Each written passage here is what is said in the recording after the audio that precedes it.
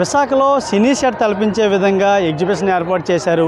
లోపల చిన్నపిల్లలకు పెద్దలకు కూడా ఎంతో ఎంటర్టైన్మెంట్ కల్పించే విధంగా మొత్తం ఏర్పాటు చేశారు. అయితే లోపల ఎలా ఉంది ఏంటనేది చూపించే ప్రయత్నం చేస్తున్నారండి.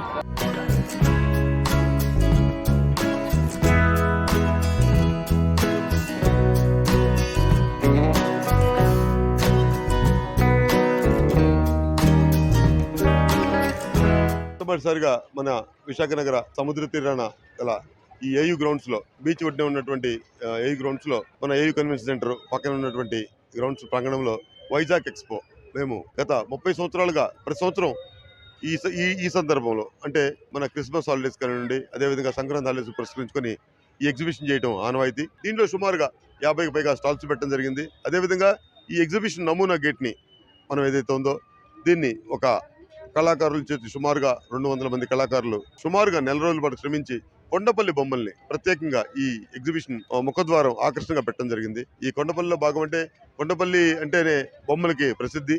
కొండపల్లిలో ఉన్నటువంటి బొమ్మల్ని ఇక్కడ మనం ప్రత్యక్షంగా చూపర్లకి కన్విన్స్ చేసే కోసం సుమారుగా 200 అడుగుల పొడుగు 24 అడుగుల ఎత్తులో ఈ బొమ్మలన్నీ పెట్టడం జరిగింది. ఈ బొమ్మ ఈ గేటుకున్న ప్రాముఖ్యత ఏంటంటే ఇది ఒక మహేష్ బాబు సినిమాలో ఒక సాంగ్ సెట్టింగ్ బ్యాక్ డ్రాప్ కూడా ఉంటుంది. ప్రతి ఒక్కరు కూడా ఎంజాయ్ చేస్తారని ఇది పెట్టడం జరిగింది. ప్రపంచంగా చెప్పాలంటే 23కు పైగా లేటెస్ట్ అమ్యూజ్మెంట్ రైడ్స్ అయితే ఉన్నాయో ఇండియా నుంచి మరియు ఫారిన్ నుంచి తీసుకొచ్చి పెట్టిన రైడ్స్ కూడా ఇక్కడ పెట్టడం జరిగింది. దీంట్లో సునామీ, దాంతోపాటు డబల్ రేంజర్, అదేవిధంగా రోలింగ్ టవర్ అంటే కంప్లీట్గా అది రోల్ అవుతూ పైన స్కై డ్రాప్ చేస్తుంది. అన్ని అంటే ఒక ఎక్సైటింగ్ రైడ్స్ కూడా మనం వీటిలో చాలా పెట్టడం జరిగింది.